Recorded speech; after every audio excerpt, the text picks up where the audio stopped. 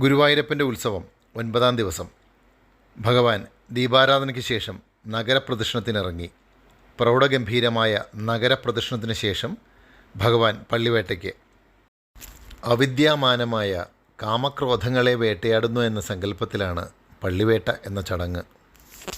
ഭഗവാന്റെ പൊന്നിൻ തിടമ്പേന്തി പിടിയാന ദേവി കിഴക്കേ നടയിലൂടെ നടന്നു വന്നു.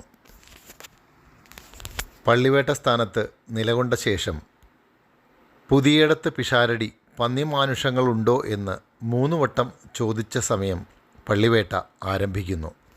കാമക്രോധങ്ങളെ വേട്ടയാടുന്നു എന്ന സങ്കല്പത്തിൽ നടത്തുന്ന ഈ ചടങ്ങിൽ പന്നി മൃഗാദി വേഷധാരികളെ വേട്ടയാടിയ ശേഷം ഭഗവാൻ പള്ളി ഉറക്കത്തിലേക്ക് നീങ്ങുന്നു.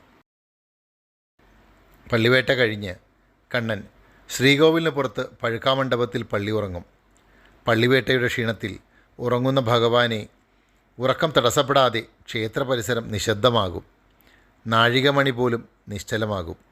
പുലർച്ചെ പശുക്കുട്ടിയുടെ കരച്ചിൽ കേട്ട് കണ്ണൻ പള്ളി ഉണരും. സർവം കൃഷ്ണാർപ്പണമസ്തു.